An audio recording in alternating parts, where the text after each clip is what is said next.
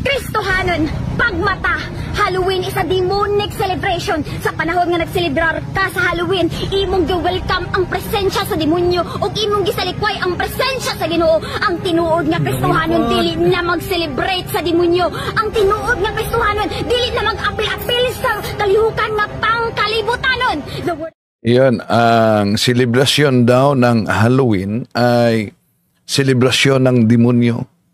Di talaga lubos na unawaan itong mga pastora ng born again, putak ng putak. Ang akala nila ang Halloween ay ang horror parte. At ito din ang sabi ng isang pastora na born again na ano daw, di dapat ipagdiwang ang naturang selebrasyon. Makipag-celebrate makagdemonyo kung tinuod kang anak sa Ginoo. Sa panahon galing nga celebrate kag Halloween o kanang kalagalag, ikaw mismo go-open portal sa mga witchcraft. Ikaw yon ang pag-celebrate ng kalagkalag All Souls Day ay pagbukas ng pintuan para sa mga demonyo. Pero si Manny Pacquiao born again na yan. Di ba? Mangangaral na sa born again. Pero alam nyo ba? May Halloween contest siya sa Best in Horror Costume pa. Ito. Yung 13 finalists muna, yung na 13 kanina, yung tag 100. All the 13 finalists first, go in line. Born again na ito si Manny Pacquiao. Pero yung pagdiwang nila, yung mga horror, may mga napansin niyo. Ito ang ipinagbabawal ng simbahang Katoliko. Ang selebrasyon na nakamaskara ng mukha ng mga demonyo. Pero ang pag-alala natin sa mga banal, ang pag-alala natin sa mga yumao, napaka-biblikal yan. Tatalakayin natin. Samahan ninyo ko. Kumusta muli? Ito yung lingkod, Brad Wendell Talibo, makasama ninyo sa pagkakataong ito. At sa mga bago pa lang, sa mga suking taga-subaybay natin, huwag kalimutan na pindutin ang likes sa ating live at huwag din kalimutang mag-subscribe at pindutin ang bell button para updated kayo mag-comment at i-share ninyo mga kapatid. Kumusta sa lahat nating mga suking taga-subaybay? Welcome po sa ating mga nagsubaybay, Katoliko man at hindi Katoliko. Manny Navalis, maayong adlaw bro, gikan diri sa Mahaplaga, Leyte. So, sa lahat natin mga kapatid na sumusubaybay, grabe ang putak na putak dito ang mga born again na mga ngaral, pero di nila lubos na unawaan. Etong tinutuligsa nila, wala pagkakaiba kay Pastor Apollo Kibuloy, di po ba? Naalala nyo yung banat ni Pastor Apollo Kibuloy? Enrico Jr. Dailan, yung nag-celebrate ng Halloween na walang alam sa Rotkos, way pataka na lang og. Yan, di talaga nila alam kung ano ang salitang Halloween. Akala nila sa demonyo na yan. Kung tingnan natin ang kasaysayan, kaya nga ipinagdiwang natin ang Nobyembre 1, Nobyembre 2 para mahinto na yung selebrasyon ng mga pagano noon na nagdiwang sa mga kademonyuhan at pinalitan sa pag-alala sa lahat na mga santo na mga bayani ng ating pananampalataya. Pero, napakatusok talaga ng demonyo, di ba? Kung ang iba't ibang sikta ay pakana ng demonyo ayon sa ikalawang Korinto Kapitulo 11, versikulo 12 hanggang 15, ganon din. Magtutulungan sila para ilihis ang tamang aral sa tunay na iglesyang tatag ng ating Panginoong Hesus. Si Buano itong pastora na ito ng born again. Sige, pakinggan natin ang kaniyang banat. Ito. Kristohanon, pagmata, Halloween is a demonic celebration sa panahon Oh, yan. Halloween is a demonic celebration para sa naturang pastora. Halloween is a demonic celebration. Ang tanong, dahil po ba may gumagamit sa salitang Halloween, nakamaskara ng mga mukha ng demonyo, ay demonic celebration na? Ano po ba ang salitang Halloween? Di po ba nila alam na ang salitang Halloween, mga kapatid, ay ito'y isang contraction ng salitang Old English, All Hallows Eve, na ibig sabihin sa Old English, mga kapatid, nangangahulugan itong banal. No? So, sa verb, nangangahulugan itong holy sa English, at ang salitang Halloween, ibig sabihin, pagdirewang sa lahat ng mga santo. Kung para sa kanila, ang salitang Halloween ay sa demonyo, di ba nila alam na sa King James Version, nakasulat mismo sa Mateo Kapitulo 6, versikulo 9, ang utos ng ating Panginoong Hesus, kung manalangin kayo, Our Father, which art in heaven, hallowed be thy name. Diyan nang galing ang Halloween. Holy. Pag-alala sa lahat ng mga banal. Okay, tuloy natin siya. nga nagselebrar ka sa Halloween, imong welcome ang presensya sa demonyo ug Yung pag-celebrate daw umano sa Halloween ay wini-welcome mo ang presensya ng demonyo. Una, pag ang layunin mo celebration ng Halloween pero nakasuot ka ng maskara ng demonyo, yun ang talagang ipinagbabawal ng simbahang Katoliko. Kaya nga, paulit-ulit nating tinatalakay at binanggit yung unang Korinto 10:20 na sabi ni San Pablo na nakasulat yan na yung selebrasyon ng mga pagano ay pag-alay ng kanilang handog sa mga demonyo. At ano yun pa kay San Pablo? Hindi yan sa Diyos. Ayaw kong maging kaisa kayo sa mga demonyo. Yun ang ipinagbabawal ng simbahang Katoliko. Pero ang ating selebrasyon ay hindi selebrasyon para sa mga demonyo. Ang ating selebrasyon mula sa Pizza Uno kahapon ay selebrasyon para sa mga santo na ang simbahan ay nagpupuri sa banal, ito mga santong ito, no, na banal na mga ginagawa nila na nagpaalala sa atin. Kung tignan natin ang mabasa sa Biblia sa Sirach Kapitulo 40. Sandali. Kristohanon, pagmata. Halloween is a demonic celebration. Sa panahon nga nagselebrar ka sa Halloween, imong welcome ang presensya sa demonyo ug imong gisalikway ang presensya sa Ginoo. Ang tinuod nga Kristohanon dili na mag-celebrate sa demonyo. O ang tunay, wala tayong totoo na ang tunay na Kristiyano ay di dapat magdiwang sa pagdiriwang ng mga demonyo. Unang Korinto Kapitulo 10, versikulo 20. Pero walang ipinagbabawal sa Biblia na alalahanin yung sa mga banal, yung sa mga santo. Bakit? Napakalinaw po ang mabasa sa Sirach Kapitulo 44:15. Ang problema lang dito, mga kapatid, ang aklat na ito'y tinanggal sa mga protestante sa 1827 sa British Foreign Bible Society. Ito ang mabasa natin. But these were men of mercy whose godly deeds have not failed. Good things continue with their seed. Their prosperity are a holy inheritance, and their seed hath stood in the covenant. And their children, for their sake, remain forever. Their seed and their glory shall not be forsaken. Their bodies are buried in peace, and their name liveth. unto generation and generation.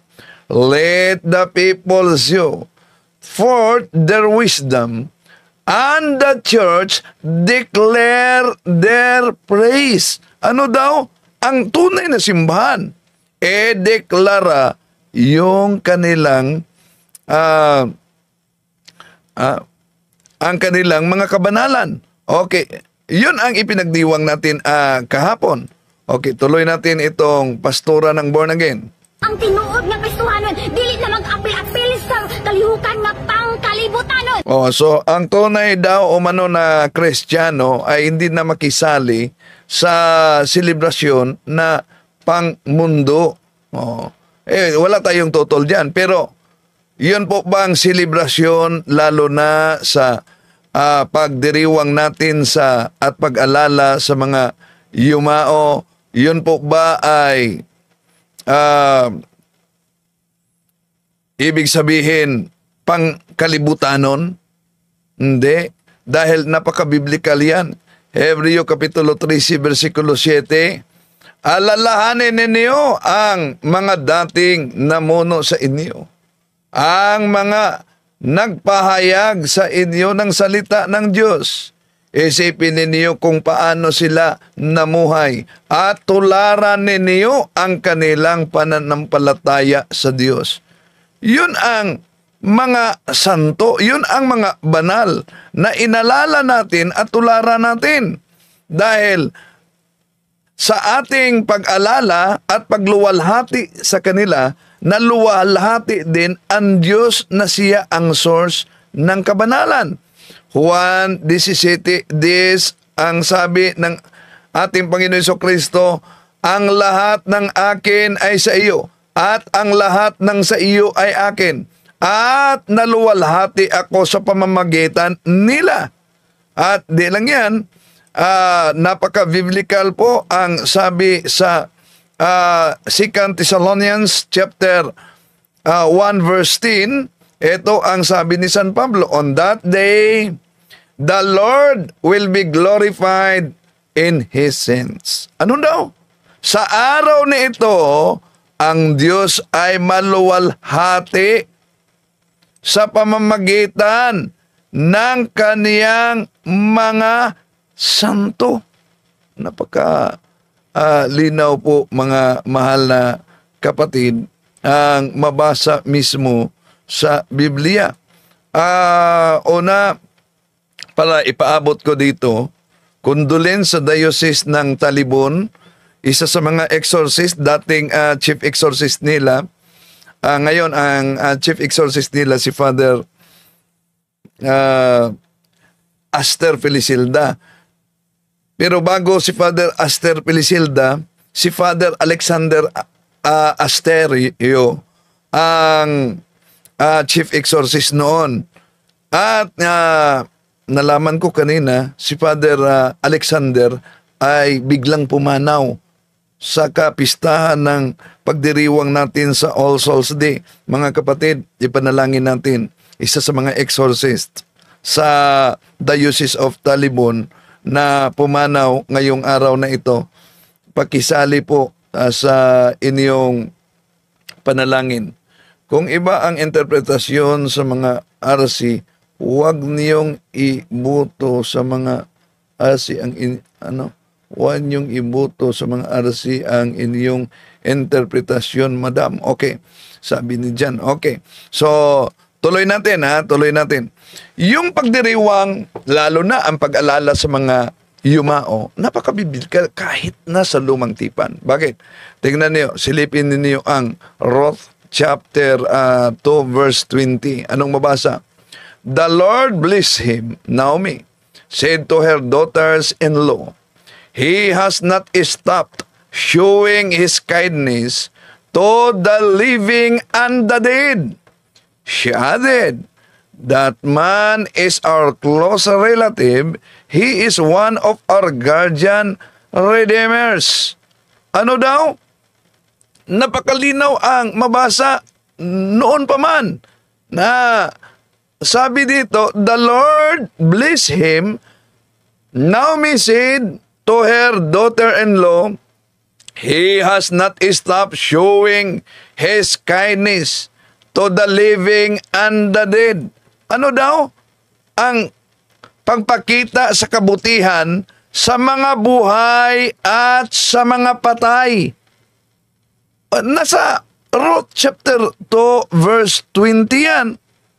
Pero ang problema, itong maling akala nila na basta pagdiriwang ng Halloween, ang Halloween ay sa demonyo na.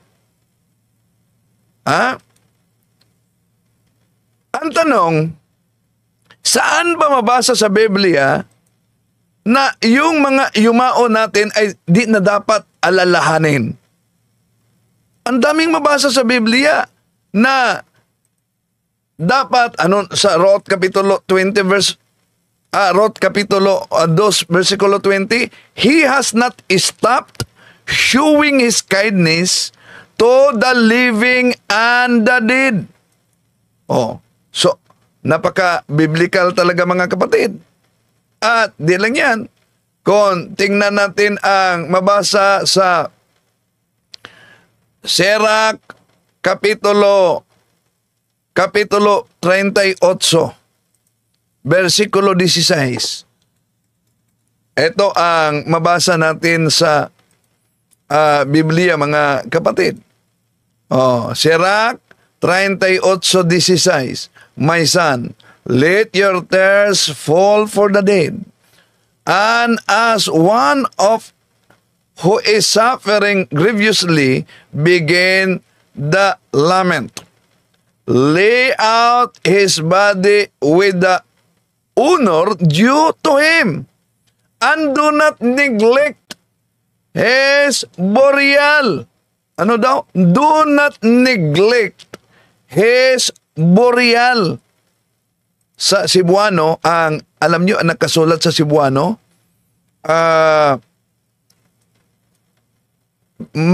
wag kayong makalimot sa pagbisita sa kanilang libingan.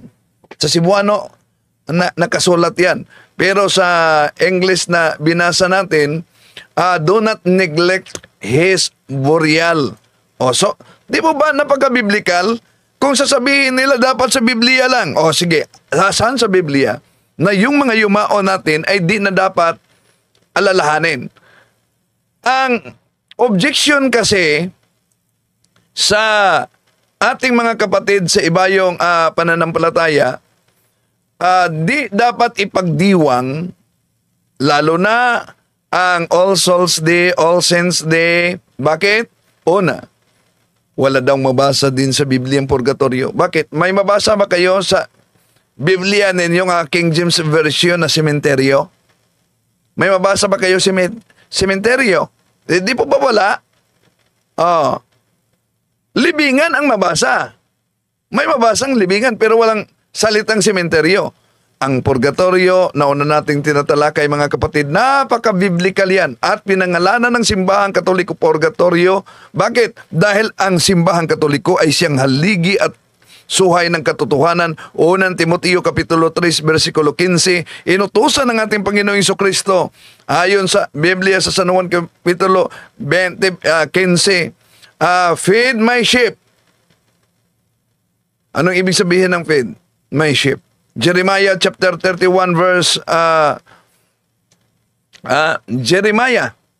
Napakalinaw yan.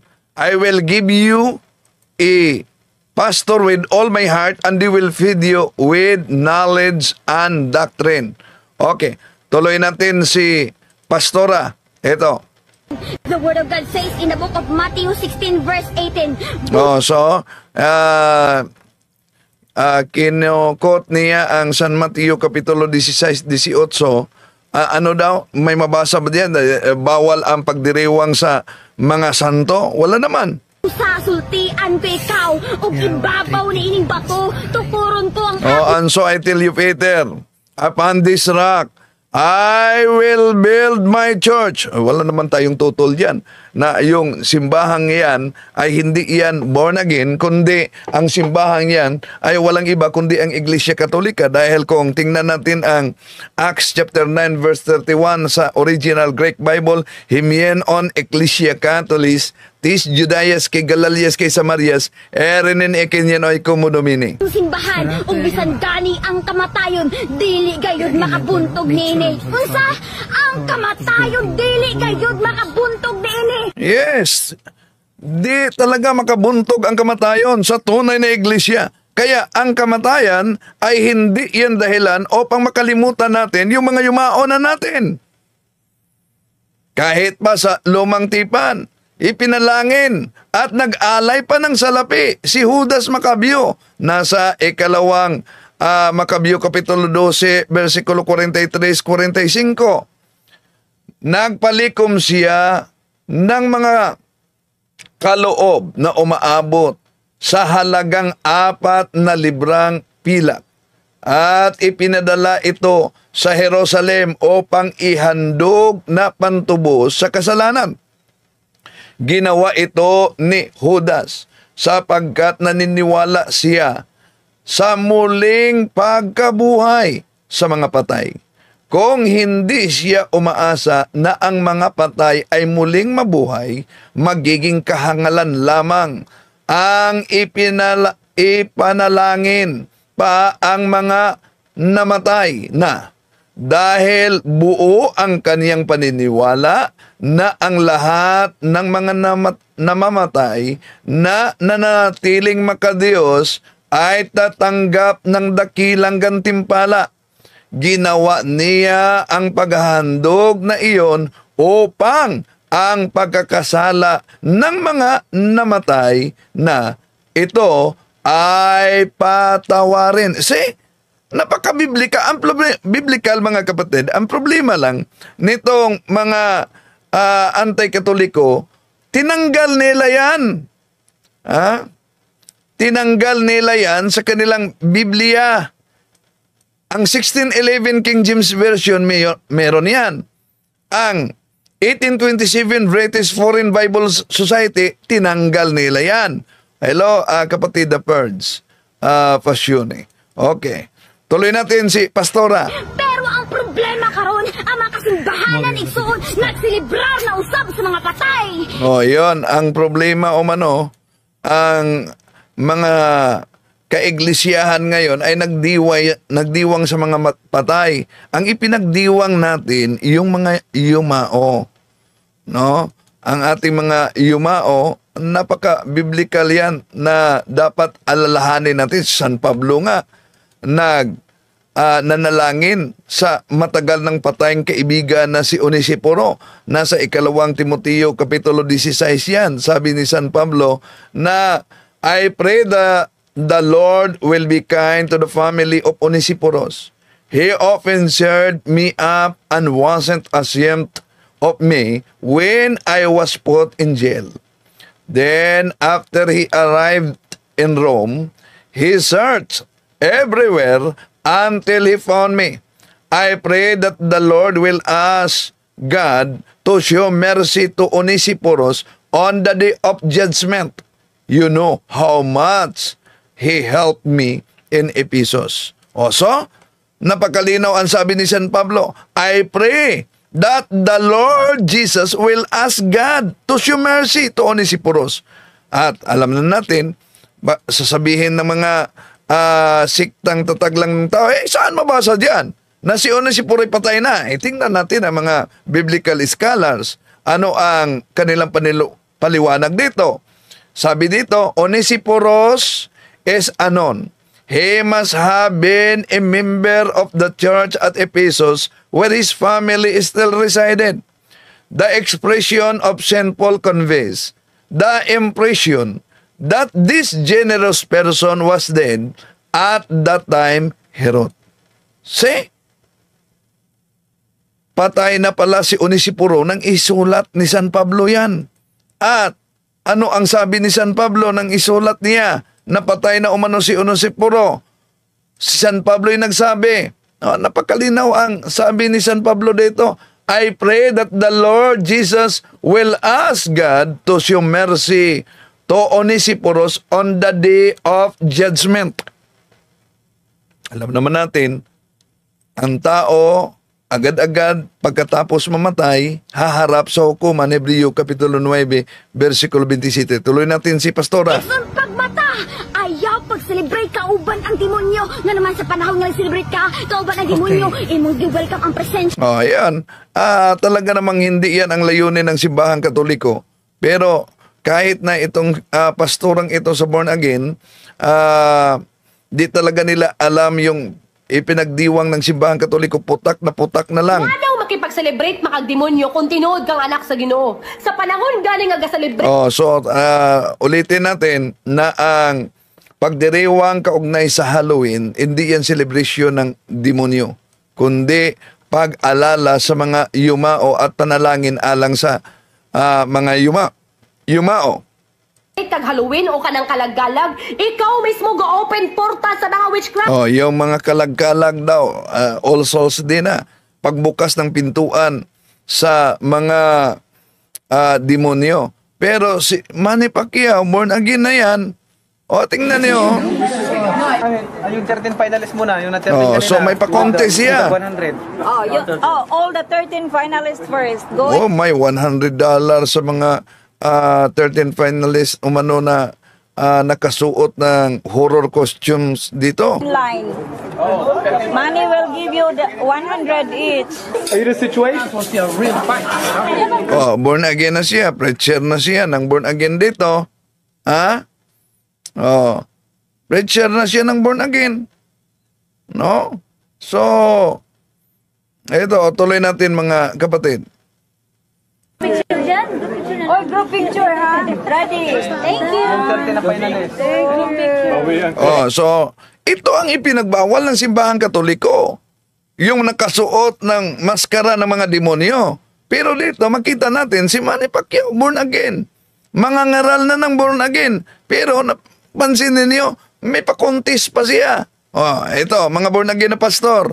Pastora, anong masasabi ninyo sa kasama ninyo na born again? May pa-contest pa dito, oh. Thank you, Kalagkal. See the Elvis Presley. Oh, Elvis. Oh, may Elvis Presley. Yung kasama ito ni Manny. You were Rick James. Before he came here, the big trouble. That's why what happened to my face. Pinahirapan pa ako nag-English nito. So, Pacquiao Margarito.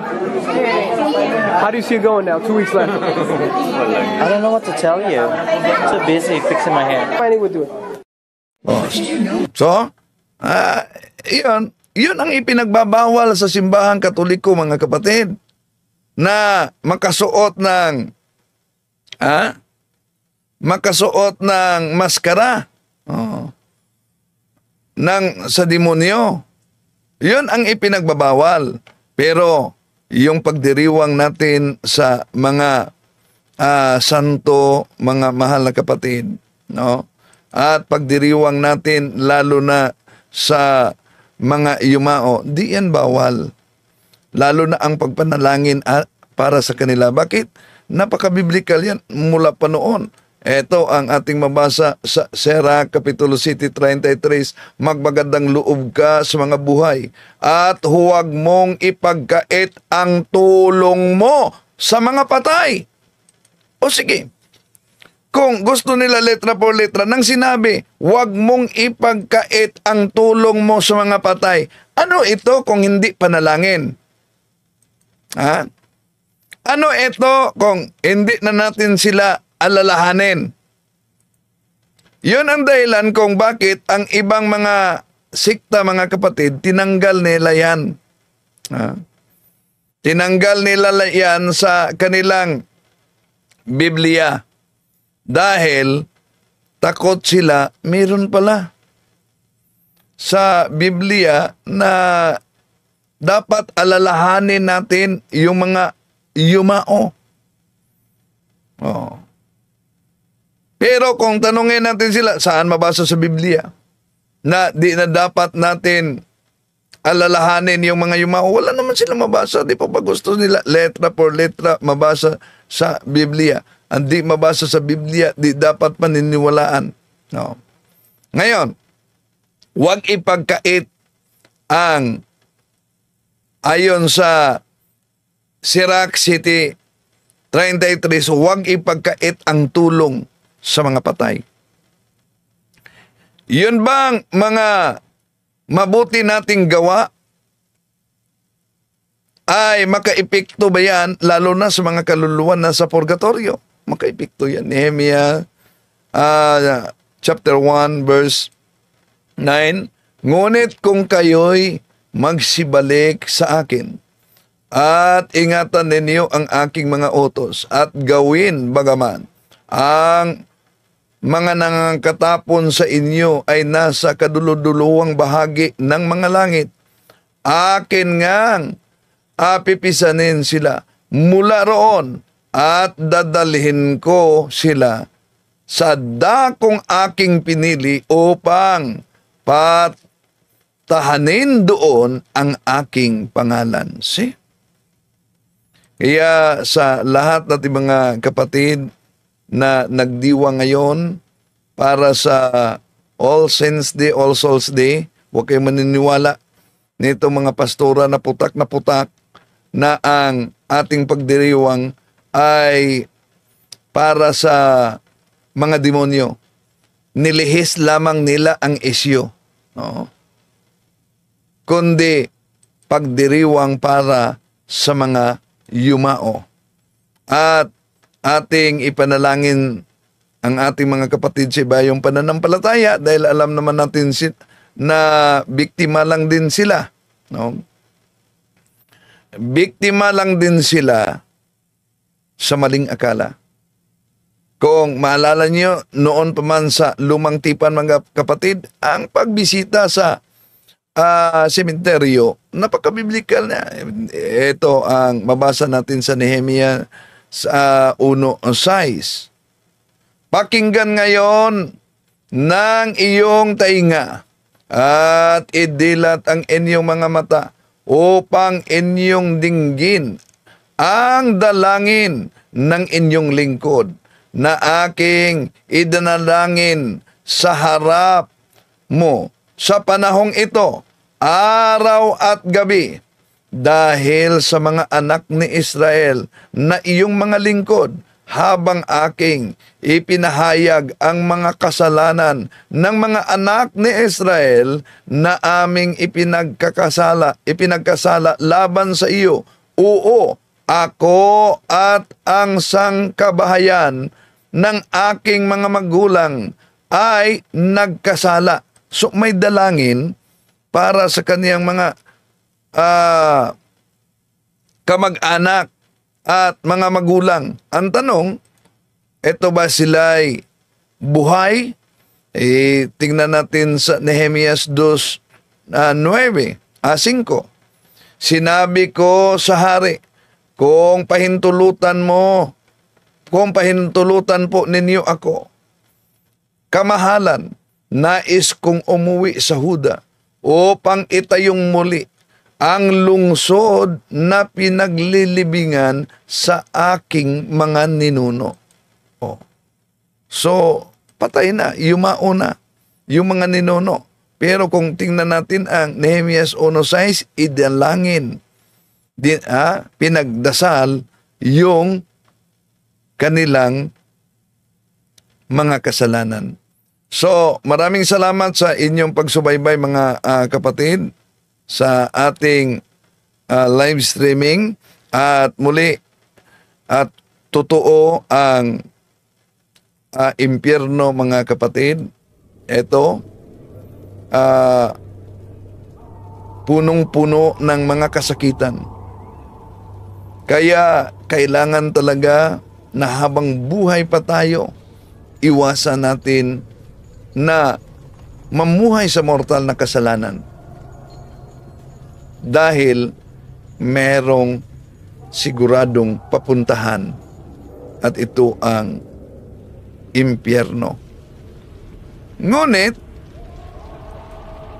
meron ding tinatawag na purgatorio at ang purgatorio, apoy din yan. Marcos 9:49. Marcos 9:49, unang Korinto 3:15. Sila ay holy souls in purgatory. Ngunit ang kanilang final destiny ay papuntang langit na. Nadilin lang. Bakit? Dahil, alam naman natin sa Mateo Kapitulo 5:8 na blessed are those who are pure in heart, for they will see the Lord. So kung di ka pure in heart, di ka makakita sa Diyos. Revelation chapter 21:27. No one unclean can enter in heaven. Kaya, makakatulong ba, magkapagbago ba ang ating panalangin para sa eternal destiny ng kaluluwa ng tao? Hindi. Pero bakit kailangan nating ipanalangin? Merong bang epekto sa eternal destiny ng mga yumao ang ating panalangin? Ang sagot, walang nang effect yung prayers natin sa eternal destiny ng mga yumao. Kasi sabi ni San Pablo, pagkatapag ang tao ay namatay, judgment na agad. So para sa atin, yung judgment na yan, ang ibig sabihin yan ay papasok na siya sa eternal recompense, eternal destiny. Heaven or hell? Salvation or damnation? Father, yung purgatory, sa purgatorio, ang eternal destiny nila ay langit. Sure na sila, napupunta sila sa langit. Delayed lang ang kanilang pagpasok. Kaya ang tawag natin sa kanila, in our pious tradition, these are holy souls in purgatory. They are destined to enter into the heavenly beatitude. Kaya lang, kailangan pang linisin ng husto ang kanilang kaluluwa. Dahil ang pag-ibig nila sa Diyos habang sila'y nabubuhay ay hindi perfect. Ano kahulugan doon? Kasi sa Beatitudes ang sinabi, blessed are the pure of heart, for they shall see God. So nung sila'y nabubuhay, mahal nila ang Diyos, sumasampalataya sila sa Diyos, nagsusumikap silang maging mabuti at gawin ang kalooban ng Panginoon, pero hindi 100%. Kailangan pure of heart, kailangan 100% para makapunta ka sa karyaan ng Diyos. So, ang eternal destiny ng mga kaluluwa sa purgatorio ay langit. Doon pumapasok ang ating mga panalangin para sa mga yumao. In other words, pag yung pinagdarasal natin ay nasa langit na, yung panalangin natin na inaalay para sa kanila, hindi na nila magagamit yun. It's not useful for them kasi nasa langit na sila eh. So God will apply those prayers to those in need, those souls that are in need of our prayers. Di ba pag nagdadasal tayo ng Holy Rosary, yung towards the end, sinasabi natin, "Oh my Jesus, forgive us our sins, save us from the fires of hell, and lead all souls to heaven, especially those most in need of your mercy." So yung awa ng Diyos, sa pamamagitan ng ating panalangin, ia-apply niya doon sa nangangailangan ng tulong at dasal natin. Yan, may epekto. May epekto sa mga kaluluwa sa purgatorio. Okay, maraming salamat Father Winston Cabading, Order of Preachers at Exorcist. Tingnan nyo ngayon. Eto mga kapatid, born again. Born again, pumasok sa sementeryo ng Katoliko at nangungulikta. Pagkita natin na nangungulikta.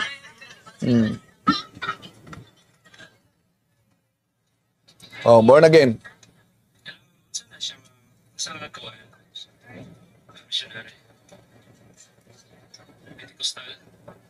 Pentecostal, born again. Pumasok sa sementeryo, dala yung nangungulikta doon. Kasabay sa selebrasyon na nating mga Katoliko. Tira ng tira itong mga born again, pero kasabay sa selebrasyon, ito, mga anti-Catholic pumasok at Nangungulikta, oh. May dalang sibot.